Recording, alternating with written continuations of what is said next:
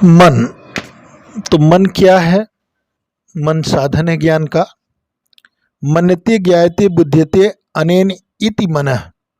मतलब ज्ञायते माने ज्ञान करना, बुध्यते माने बोध हो, जिससे ज्ञान का बोध हो वो मन है।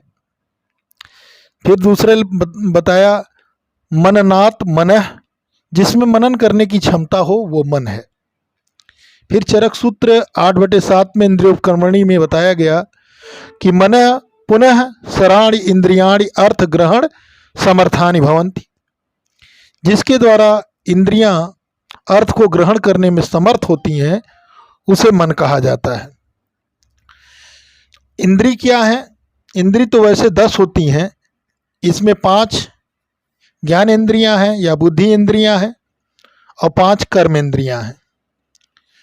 तो इसी नाते ये ज्ञान का साधन हो गए ज्ञान इंद्रियां, कर्म का साधन कर्म इंद्रियां और भोग का साधन जो है हमारा शरीर है, जो कि त्रिगुणात्मक है, रजतम से युक्त है, सत्वरजतम से गुण से युक्त है। इंद्री का अर्थ होता है इंद्र, धन धय प्रत्यय से बना हुआ है। इंद्र भगवान के लिए आया है, लिंग के लिए भी आया है। तो भगवान का मतलब आत्मा, आत्मा का मतलब ज्ञान, घय प्रत्यय का मतलब कर्ता और कारक। कर्ता कौन है? पुरुष है। कारक कौन है? उपादान कारक जो है फैक्टर मन है। ठीक है, मन है, कारक इंद्री भी है। तो कर्ता पुरुष और फैक्टर के अर्थ में प्रयुक्त होता है संज्ञा के विषय में। तो अर्थात ये हुआ कि जिससे पुरुष ज्ञान करता है और जो ज्ञान का कारक है वो फैक्टर जो ज्ञान कराने में सहयोग करते हैं वो क्या है? इंद्री है, इंद्री है। ज्ञान कराने के में जो फैक्टर इन्वॉल्वमेंट होता है, जो ज्ञान का साधन होता है वो क्या है? इंद्री है। मन भी ज्ञान का साधन है, मन भी इंद्री है। एकादश इंद्रियों के अंतर्गत मन आता है। मन को उभय इंद्री मानते हैं, कर्म इंद्री, क्योंकि ये ज्ञान का भी साधन है और कर्म का भी साधन है। क्योंकि 5 ज्ञान इंद्रियां हैं तो 5 कर्म इंद्रियां हैं और इन दोनों को गवर्न करता है मन। तो मन को उभय इंद्री माना जाता है, क्योंकि बिना मन के इन्वॉल्वमेंट के दोनों इंद्रियां काम नहीं कर सकते। तो इंद्री तो ज्ञान का साधन है, लेकिन तभी ज्ञान का साधन है ये जब इसमें मन का इन्वॉल्वमेंट होगा। यही कर्म का साधन है, क्योंकि कर्म इंद्रियां भी हैं तो कर्म का भी साधन है। यही भोग का साधन है, क्योंकि ये इंद्रियां दोनों शरीर में स्थित हैं। तो जब शरीर में स्थित हैं ज्ञान इंद्रिय और कर्म इंद्रिय, तो शरीर ही भोग का साधन है, अर्थात इंद्रियां भी भोग का साधन है। वात्सायन ने इंद्रियों के विषय में बताया है भोग साधनानि इंद्रियाणि, भोगों के साधन को इंद्री कहा जाता है। ज्ञान का साधन इंद्री भी है, मन भी है, प्रमाण भी है। प्रमाण में प्रत्यक्ष प्रमाण भी है। जब आप किसी चीज़ को दूर से देखते हैं, हाँ कोई चीज़ आ रहा है कि बस है, ट्रक है, क्या है समझ नहीं पाते हैं, तो वह निर्विकल्प प्रत्यक्ष होता है। लेकिन जब वो चीज़ नज़दीक आ जाती है तो आपको पता चल जाता है कि यार ये बस है, ये ट्रक है। तो ये जो है सविकल्प प्रत्यक्ष होता है। खैर वो प्रत्यक्ष के चैप्टर में मैं आगे बात करूँगा। आप्त वो है, वो कर्म, आप्त प्रमाण वो हैं, आप्तोपदेश प्रमाण वो हैं जो कर्म तो किए जा रहे हैं लेकिन राग द्वेष से रहित कर्म हो, परमात्मा में ध्यान लगा रहे। तो ऐसे पुरुष जिनकी राग द्वेष से रहित हों और जो परमात्मा में विश्वास करते हों, जिनके वचन जो कभी झूठ न बोलते हों, उनको पुरुष को आप्त पुरुष कहते हैं और उनके उपदेश को आप्तोपदेश कहा जाता है। और वो आप्तोपदेश एक प्रमाण के रूप में कार्य करता है। फिर अनुमान प्रमाण, अनुमान प्रमाण में आप जानते हैं कि पूर्ववत, शेषवत, सामान्योदृष्ट, कारण से कार्य का अनुमान, कार्य से कारण का अनुमान, कारण से कार्य का अनुमान और जो सामान्य तो दृष्टि में जैसा है वो इस तरह का जो सामान्य में देखते हैं। तो ये अनुमान प्रमाण की खैर वो अलग चैप्टर है। युक्ति प्रमाण को चरक ने माना है, ये बुद्धि के द्वारा किया जाता है। उपमान को सुश्रुत ने माना है। तो ये चीजें हुई कि जो है इंद्रियां भी ज्ञान का साधन हुआ, प्रमाण भी ज्ञान का साधन हुआ, मन भी ज्ञान का साधन हुआ। वात्सायन ने भी बताया, भोग साधनान इंद्रियाण, ये बता चुके। विषय क्या है? विषय मतलब सब्जेक्ट। संसार में जितनी चीजें आपको दिखाई देती हैं वो सब विषय हैं। विषय, संसार में जो जितनी चीजें आपको दिखाई देती हैं वो सब क्या है? विषय हैं। संसार में जितनी चीजें आपको दिखाई देती हैं वो विषय है, सब्जेक्ट। जो भी आप संसार में, किताब विषय है, बस विषय है, जो भी आप देखते हैं सुनते हैं, जो आपके चारों ओर सराउंडिंग है वो सब विषय है। इंद्रियों की वृत्तियां, इंद्रियों की वृत्तियां माने व्यापार क्या है? ज्ञान इंद्रियों का व्यापार शब्द है, स्पर्श है, रूप है, रस है, गंध है। ये इंद्रियां स्वतः प्रत्यक्ष नहीं है। अगर हम कहें स्रोतेंद्री बताइए कहाँ है, तो आप स्रोतेंद्री खुद ही अप्रत्यक्ष है। हाँ, स्रोतेंद्री के अधिष्ठान आप बता दोगे कि कान है, स्पर्शेंद्री के स्थान बता दोगे कि त्वचा में है, लेकिन हम कहें उसमें दिखाओ कहाँ स्पर्शेंद्री, तो आप नहीं दिखा सकते। चक्षु इंद्री का अधिष्ठान आंख है, लेकिन ये इंद्रियां खुद ही अप्रत्यक्ष हैं, अनुमान गम्य होती हैं। रसन है, रसन इंद्री का जिह्वा अधिष्ठान है, घ्राण इंद्री का नाक अधिष्ठान है। इस तो इन इंद्री के व्यापार हैं शब्द, स्पर्श, रूप, रस, गंध। इसी तरह कर्म इंद्री के व्यापार हैं वचन, आदान, विहरण, उत्सर्ग, आनंद। वचन वाक इंद्री का है, हस्त इंद्री का आदान है, माने किसी को देने लेने के काम में हाथ ही आप बढ़ाते हैं। पाद विहरण माने चलने फिरने के काम में आता है पैर। गुद माने मल का जहाँ से उत्सर्ग करते हैं, गुदा उत्सर्ग के काम में। उपस्थ आनंद के काम में आता है, उपस्थ मतलब लिंग। और यहाँ लिंग का अर्थ मेल और फीमेल दोनों से लिया जाएगा। तो ये चीजें कर्म इंद्री का व्यापार हो गया और ज्ञान इंद्री के व्यापार। इस तरह हमारे पास 10 इंद्रियां हैं, जिसमें ज्ञान के लिए 5 ज्ञान इंद्रियां हैं और 5 कर्म इंद्रियां हैं। सब्जेक्ट असंख्य है। तो जब किसी सब्जेक्ट पर हमने देखा कोई चीज, मान लीजिए जो है हमने किसी चीज को देखा और उसको हम अभी समझ नहीं पा रहे हैं क्या है, दूर से गाड़ी आ रही है, तो हमें पता चला अरे यार पता नहीं ट्रक है कि बस है, क्या है, हम बस का इंतजार कर रहे हैं। तो वो जो है वो निर्विकल्प प्रत्यक्ष है। और जब हमें पूरा ज्ञान हो गया कि पूरा क्या, उसको नज़दीक आ गई गाड़ी, तो हमें पता चल गया कि भाई बस है, तो सविकल्प प्रत्यक्ष हो गया। तो जब हमारा मन किसी सब्जेक्ट के साथ इन्वॉल्व होता है तो वो इंद्रियां ऑटोमेटिक उस सब्जेक्ट को ग्रहण करने शुरू कर देती हैं।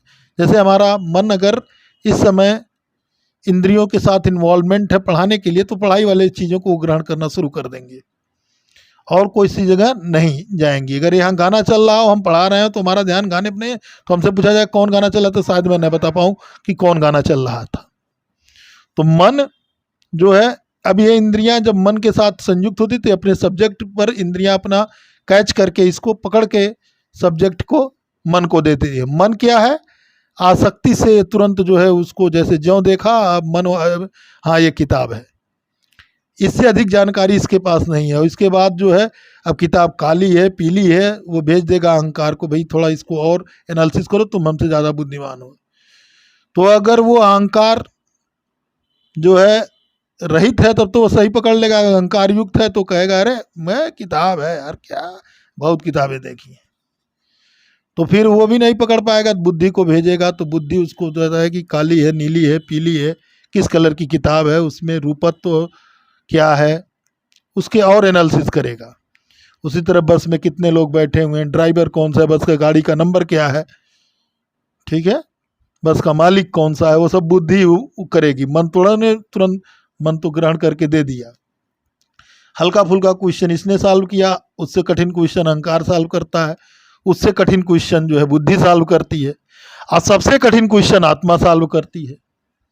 आत्मा जो है, जब आदमी पूरा करके सब कुछ करके हार जाता है, जब देखता है कि यार कुछ नहीं समझ में आ रहा है, तब वो कहाँ जाता है? परमात्मा के पास जाता है कि यार भगवान कुछ ये कराओ, मैं सब कुछ थक गया, बुद्धि लगा के थक गया, अब ये नहीं हो सकता। तब वो परमात्मा के सानिध्य में जाता है, नहीं तो वो परमात्मा के सानिध्य में नहीं जाता है। इसका मतलब सबसे ज्यादा ज्ञानी कौन है? आत्मा है। आत्मा ज्ञानी है तो वो परमात्मा के का अंश है, निर्गुण है, सत्व गुण युक्त है। कबीर के दोहे भी सुने होंगे, निर्गुण होते हैं सत्व पर रास्ते पे ले जाते हैं, सत्व गुण होते हुए भी वो निर्गुण माना जाता है। अचिंत्य है, प्रभावजन्य है। भगवान कोई कोई काम ऐसा करा देते हैं कि आप समझ नहीं पाते हैं, सोचते थे मेरी बुद्धि नहीं कह रही थी लेकिन फिर भी हो गया, कैसे हो गया भगवान जाने। ज्ञानी यथार्थ ज्ञान। तो जब यहाँ तक हम करते हैं तो ये बुद्धि तक, माने इंद्रिय मन अहंकार बुद्धि तक, तो माया से हम अटैच होकर काम करते हैं। तो प्रकृति से, प्रकृति माने माया से उत्पत्त 23 तत्व। 23 तत्व कौन कौन है? महान है, अहंकार है, एकादश इंद्रियां हैं, पंच तन्मात्राएं हैं, पंच महाभूत है। तो इनमें जब हमारा इन्वॉल्वमेंट रहता है प्रकृति की तरफ, तब तक हम अपना बुद्धि लगा के सोचते हैं ऐसे ऐसे होगा, लेकिन जब हम हार थक जाते हैं तब आत्मा की बात मानते हैं।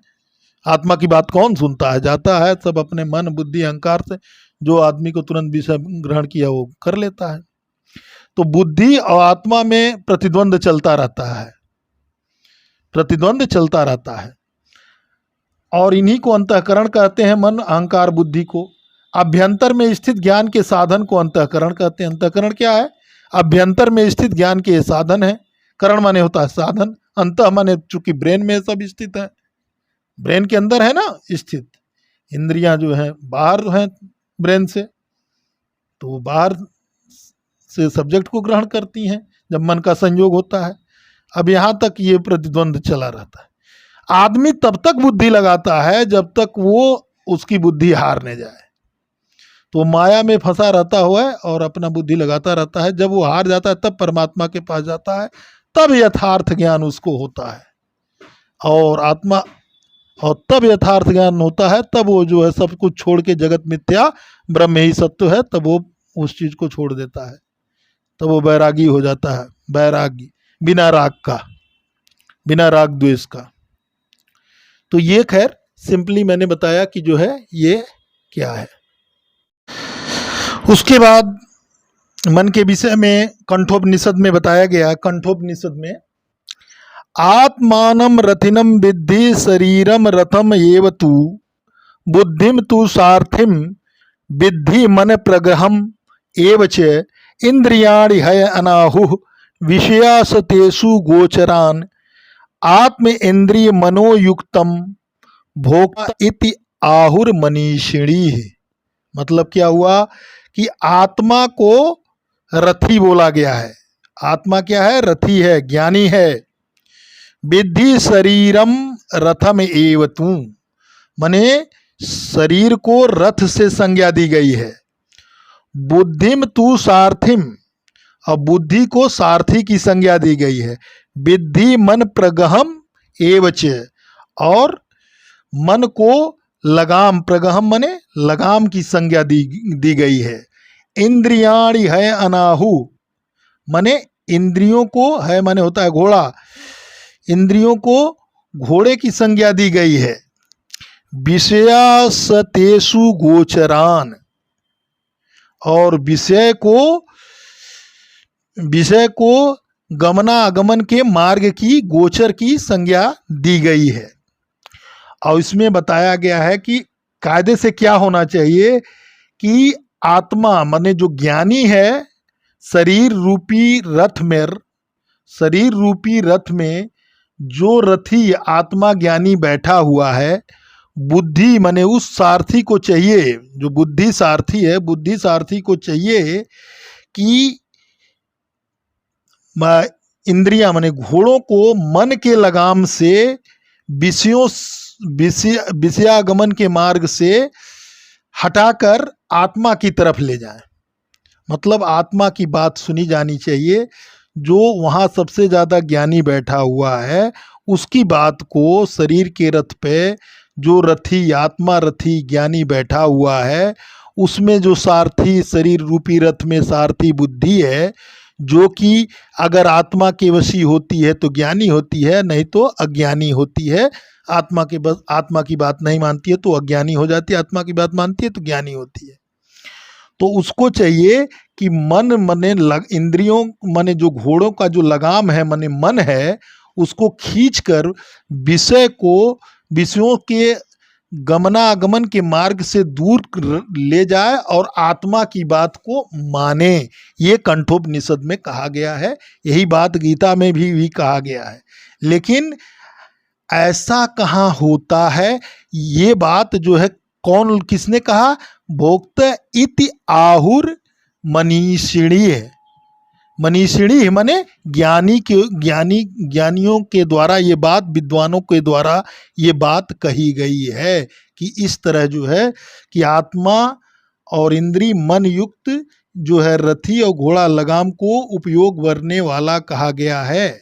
कि मतलब शरीर में जो आत्मा है रथी है और शरीर रथ है, बुद्धि सारथी है, मन उसका लगाम है, इंद्री जो हाँ उसकी घोड़े हैं और विषय जो संसार की विषय वस्तु हैं उसी में इंद्रियों का जो आवागमन मार्ग है उसको कायदे से यही जो है उपयोग करने वाला कहा गया है। मतलब जो है इन्हीं सबसे उपयोग होता है। लेकिन वास्तव में क्या होना चाहिए कि ये सारी चीज़ें आत्मा को बात को माननी चाहिए विद्वान। उसी को फिर उन्होंने और दूसरी लाइन में क्लियरिफाई किया है, यस तो अभिज्ञानवान माने यस तो अभिज्ञानवान भवत्य युक्तेन मनसा सदा, कि हमेशा जो है मन जो है अभिज्ञान माने असंयमित मन रहता, अविवेकशील बुद्धि रहे। यहाँ तक तो समझ लीजिए हम कंट्रोल करते हैं, हम लोग कंट्रोल करते हैं। मन अहंकार बुद्धि तक तो हम लोग अपनी दिमाग चलाते हैं। आत्मा की बात कौन सुनता है? 100 रुपया गिरा हुआ रहेगा तुरंत उठा लेंगे, बाद में आत्मा की बात कौन सुनेगा? तो हम लोग कहाँ तक करते हैं कि मन अहंकार और बुद्धि तक जाते जाते ही सारे काम कर डालते हैं। उसके बाद आत्मा की बात को वही नहीं सुनता है जो है। तो बुद्धि तक, तो यहाँ सारथी तक हम लोग काम करते हैं। तो वही कह रहा है यस्त अभिज्ञानवानेन भवत्य युक्तेन मनसा सदा, कि मन हमेशा जो है अविवेक बुद्धि असंयमित मन रहता है, लगाम भी ढीला रहेगा, इंद्रियां भी अपने विषयों में खूब भर्राटेदार जाएंगी, विषय के आवागमन के मार्ग में खूब प्रवेश करेंगी, तो इंद्रियां सारथी के दुष्ट घोड़ों की भांति हो जाती हैं। तो फिर बुद्धि भी उन इंद्रियों पर लगाम लगाने में असमर्थ हो जाती है। तो बुद्धि भी उस चीज को सारथी के दुष्ट घोड़े की भांति, और चाहिए क्या कि बुद्धि को चाहिए कि वो आत्मा की बात माने, क्योंकि इनमें सबसे श्रेष्ठ कौन है? मन अहंकार बुद्धि में बुद्धि को श्रेष्ठ माना गया है, ठीक है। और बुद्धि से श्रेष्ठ आत्मा है। कुछ लोगों ने अंतःकरण में आत्मा को भी माना है, चित्त को भी माना है। वास्तव में सबसे ज्यादा इसमें इंटेलिजेंट आत्मा होती है। इसी नाते वो बेचारा जो है भोग करके सोचता है मुक्त मिल जाए, वो कर्मों का भोग करके क्षय करता है, हम लोग फिर इकट्ठा करते हैं। बुद्धि मन अहंकार माने उसमें बुद्धि का ही मेन रोल है, हम लोग इकट्ठा कर देते हैं। वो भोग क्षय करता है कि जल्दी से हम परमात्मा के पास पहुंचे, हम लोग इकट्ठा कर देते हैं, कहते लो 100 रुपया उठा लिए तुरंत। तो अविवेक बुद्धि एवं असंयमित मन, ये तो इंद्रियां सारथी के दुष्ट गुणों की भांति हो जाती है। ये कंठोपनिषद में भी कहा गया है और गीता में भगवान कृष्ण ने भी बोला है कि आत्मा जो है रथी है, ज्ञानी है, शरीर रथ है, बुद्धि सारथी है। अब सारथी को किधर ले जाना है? सारथी चाहे तो गड्ढा में गिरा दे, सारथी चाहे तो उसको लगाए। तो सारथी को चाहिए कि मन पर लगाम लगाए, बुद्धि को चाहिए कि मन को लगाम लगाए। बुद्धि की बात को मन कहाँ मानता है? बुद्धि की बात मन कहाँ मानता है? मन बुद्धि की बात तो मानता नहीं है। वो तो तुरंत देखा पैसा है उठाओ, पहले से चल के समोसा खाएंगे। इंद्रियां जो है घोड़े जो है इंद्रियां अपने विषय में हा क्या वो मजा आ रहा है, तो वो उसमें विषय में अपना घूमती रहती हैं। तो यहीं तक हम लोग अपना जो है काम करते हैं, कभी आत्मा के बारे। और जब बहुत परेशान हो जाते हैं, सारी बुद्धि ताम झाम सब लगा के जब हार जाएंगे, कहेंगे हे भगवान अब हमारा काम बुद्धि से भी नहीं बन रहा, अब आप करो। तब वहां फिर आत्मा, तो आत्मा के पास जब तुमने पूरा बुद्धि माना होता, तब ना उसके पास डिपॉजिट होता, तब वो परमात्मा का अंश है जो आपके उसमें बैठा हुआ है, तो अपने अचिंत प्रभाव से आपकी मदद करता है। तब कहते हैं हमारा भगवान भी नहीं सुन रहा। अरे तुम अज्ञानी हो, तुम्हारा भगवान कहाँ सुनेगा। अविवेकशील बुद्धि असंयमित मन, तो इंद्रियां सारथी के दुष्ट घोड़े की भांति हो जाती है।